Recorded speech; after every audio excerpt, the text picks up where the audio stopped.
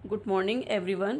देखिए क्वेश्चन के अंतर्गत दिया गया है श्री आत्माराम के निम्नलिखित तलपट से 31 मार्च 1994 को समाप्त होने वाले वर्ष के लिए व्यापार खाता, लावानी खाता तथा इसी तिथि को आर्थिक चिट्ठा तैयार कीजिए। तो देखिए एक साइड हमारे आइटम्स लिखे हुए हैं डेबिट और क्रेडिट। तो रोकड़ हाथ में दे रखी है 2500 रुपये, देनदार 20,000 रुपये, परचेज यानी परचेज क्रय 50,000 रुपये, स्टॉक आरंभ में 75,000, पूंजी क्रेडिट साइड में दे रखी है 61,500, विक्रय 1,25,000, लेनदार 25,000, भवन 40,000, आंतरिक ढुलाई 250, विनियोग 5,000, विनियोगों से आय 250, भाड़ा एवं कर 500 रुपये, विज्ञापन 125, निर्गत वाहन व्यय 100 रुपये, फिक्चर्स एंड फिटिंग्स 1,000, अशुद्ध ऋण 900, अशुद्ध ऋण संचिति 1250, बैंक अधिविकर्ष 2500 और ख्याति दे रखी है इसके अंतर्गत गुडविल यानी 20,000, ब्याज 125 रुपये। अब देखिए नीचे समायोजन में दे रखा है अंतिम खाते बनाने से पूर्व निम्न समायोजनाएं आवश्यक हैं।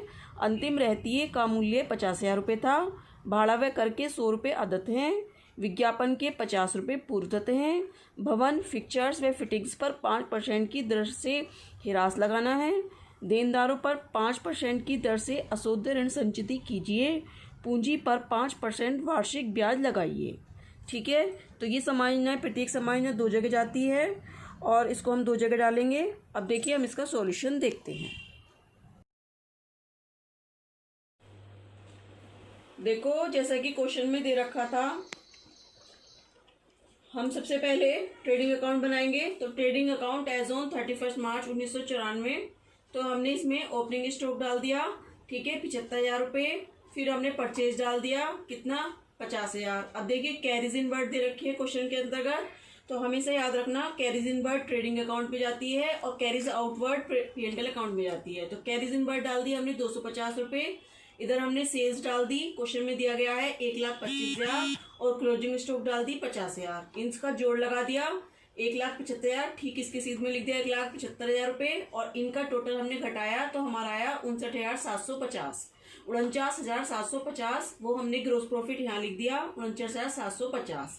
ठीक है, अब देखिए क्वेश्चन में दे रखा था रोकड़ हाथ में, तो हम सबसे पहले आइटम डाल लेते हैं। जैसे कि पहला क्वेश्चन है रोकड़ हाथ में, तो कैश इन हैंड हमारा डल गया 2,500 रुपये बैलेंस शीट में। फिर दे रखा है डेटर्स 20,000, तो 20,000 हमने डेटर्स डाल दिए यहाँ पर बैलेंस शीट के असेस्ट में। उसके बाद दे रखा है परचेज 50,000 रुपये, तो 50,000 हमने यहाँ डाल दिया, ठीक है ट्रेडिंग अकाउंट में। फिर दे रखा है स्टॉक आरंभ में, हमने ये अभी बता ही दिया था कि ओपनिंग स्टॉक डाल दिया 75,000 रुपये।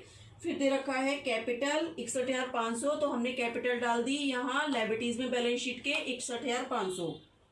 ठीक है, अब देखिए दे रखा है विक्रय आपकी दे रखी है 1,25,000, वो हमने पहले बता दिया था 1,25,000 रुपये यहाँ डाल दी। ठीक है, उसके बाद दे रखा है आपका लेनदार क्रेडिटर्स दे रखे 25,000 रुपये, तो क्रेडिटर्स हमारे लायबिलिटीज में जाते हैं, हमने 25,000 रुपये यहाँ डाल दिए क्रेडिटर्स लायबिलिटीज में बैलेंस शीट के। ठीक है, अब इसके बाद हमारा आता है बिल्डिंग, डेबिट साइड में 40,000 रुपये, तो बिल्डिंग हमारी असेस्ट का आइटम होता है, हमने बिल्डिंग इनर कॉलम में डाल दी 40,000 रुपये, ठीक, क्योंकि इस पर समायोजना दे रखी है। और उसके बाद में आपका दे रखा है आंतरिक ढुलाई कैरीज इन वर्ड, वो आपके ट्रेडिंग में जाती है, तो 250 रुपये यहाँ डल गई। इसके बाद है आपका विनियोगों से आय, तो देखिए क्रेडिट साइड में दे रखी है यानी आपकी इनकम है, तो आपने इसमें डाल दी P&L की बाई साइड में, बाई इनकम फ्रॉम इन्वेस्टमेंट 250 रुपये। फिर दे रखा है भाड़ा एवं कर फ्रेट एंड टैक्स 500 रुपये, आपने यहाँ डाल दिया P&L के, क्योंकि आपका खर्चा है तो ट्रेडिंग के 2 में डालेंगे, P&L के 2 में डालेंगे, तो 2 फ्रेट एंड टैक्स 500 रुपये। इस पर समायोजना दे रखी है इसलिए हमने अंदर डाला है। ठीक है, अब इसके बाद दे रखा है विज्ञापन 125 रुपये, तो एडवर्टाइजमेंट हमने इनर कॉलम में ही डाल दिया 125 रुपये, क्योंकि इस पर समायोजना दे रखी है। इसके बाद हमारा है निर्गत वाहन व्यय, निर्गत वाहन व्यय को इंग्लिश में कहते हैं हम कैरीज आउटवर्ड, तो हमने कैरीज आउटवर्ड डाल दिया 100 रुपये। ठीक, इसके बाद इनर में डालेंगे क्योंकि इस पर समायोजना दे रखी है। फिर दे रखा है फिक्चर्स एंड फिटिंग, तो ये हमारा सेस का आइटम होता है, ये हमने यहाँ डाल दिया फिक्चर्स एंड फिटिंग्स 1,000 रुपये। ठीक, इस पे भी हमने अंदर लिखा है क्योंकि समायोजन है इस पर। फिर लिखा है अशोध ऋण 900 रुपये, तो बैड डेट्स इस पर संचिति दे रखी है किसमें, समायोजन में, तो इसलिए इसको भी हमने इनर कॉलम में डाला 900 रुपये। इसके बाद दे रखा है अशोध ऋण संचिति 1250, तो ये ओल्ड वाली है क्योंकि ये क्वेश्चन के अंतर्गत दी गई है। जो समायोजन में दे रखी होती है वो नई होती है, जो क्वेश्चन में दी गई होती है, तलपट में दी गई होती है, वो हमारी ओल्ड होती है। तो हम क्या करते हैं कि बैड डेट्स का जो ये ट्रीटमेंट है, इसमें पहले हमने बैड डेट्स लिख लिया 900 रुपये, जो नई संचिति आती है उसे हम जोड़ देते हैं और पुरानी वाली संचिति हम घटा देते हैं जो कि क्वेश्चन में दे रखी होती है, और जो समायोजन में दे रखी होती है वो हमारी नई होती है। तो हमने नई समायोजन में जो दे रखी थी 1000 रुपये डेटर्स पे निकलती है वो, अभी देखते हैं पीछे, पहले हम इसकी जगह छोड़ देंगे। तो देखिए यहाँ पे हमने ओल्ड वाली लिख दी नीचे 1250 रुपये। इसके बाद दे रखा है बैंक ओवरड्राफ्ट, तो बैंक ओवरड्राफ्ट हमारा क्या होता है, लाइबिलिटीज का आइटम होता है, वो हमने लाइबिलिटीज में डाल दिया 2500 रुपये। फिर देखिए क्वेश्चन में आपका दे रखा है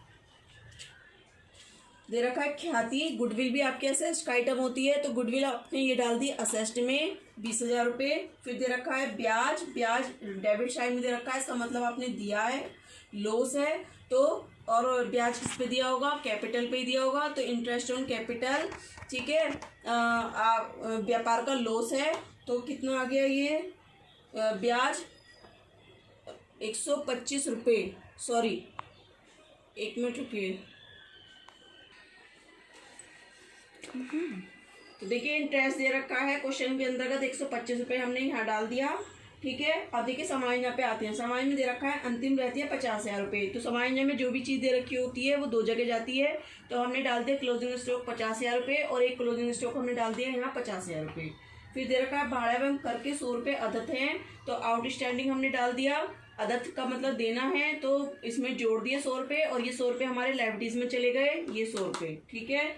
फिर है विज्ञापन के 50 रुपये पूर्वदत्त 2 जगह जाएंगे, विज्ञापन में से घट जाएंगे, और हमारा प्रीपेड करके असेट साइड में जाएंगे। तो विज्ञापन हमारा कहाँ है, ये रहा एडवर्टाइजमेंट, 125 रुपये में से 50 रुपये प्रीपेड लिख के घटा दिया, तो आगे 75 रुपये, और यही 50 रुपये हमने यहाँ डाल दिए प्रीपेड एडवर्टाइजमेंट 50 रुपये, ठीक। फिर है भवन फिक्चर्स एंड फिटिंग्स पर 5% की दर से ह्रास लगाना है, तो भवन पे भी 5% लगाना है और फिक्चर्स एंड फिटिंग्स पर भी लगाना है, ठीक है। तो देखिए डेप ऑन बिल्डिंग, बिल्डिंग पर आ गया आपका 2,000 रुपये, क्योंकि बिल्डिंग आपकी कितनी दे रखी थी, बिल्डिंग आपकी 40,000 दे रखी थी, 40,000 का 10% लगाएंगे 4,000, और 4,000 का भी फिर 5% लगाएंगे, तो आपका हो गया 2,000 रुपये आपके यहाँ आ गए, ठीक है। फिर आपका fixtures and fittings, fixture and fittings कितने दे रखे थे 1,000, और इसका 5% आ गया 50 रुपये, तो 50 रुपये यहाँ डाल दिए आपने, ठीक है, फर्नीचर या फिटिंग्स, और 50 रुपये यहाँ गए, तो 950 रुपये आपने घटा दिए। फिर दे रखा है देनदारों पर 5% की दर से अशोध ऋण संचिति कीजिए, तो देखिए देनदार आपके हैं 20,000, 20,000 का आपका 5% कितना हो गया 1,000, तो ये न्यू बैड डेट्स रिजर्व आ गया आपका।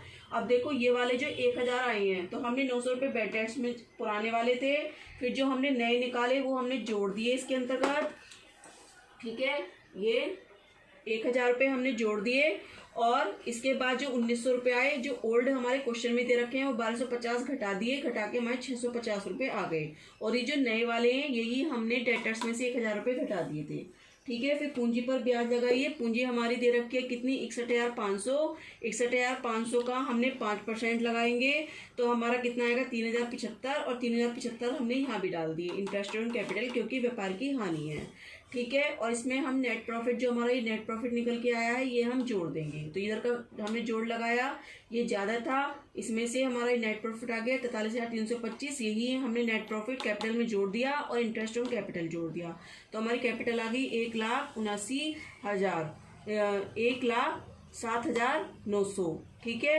अब हमने क्या करा कि इनको सबको सारे आइटम जब हमारे हो गए इनका सबका टोटल लगाएंगे तो हमारा टोटल सेम आना चाहिए, हमने लगाया तो हमारा टोटल आ रहा है 1,35,500।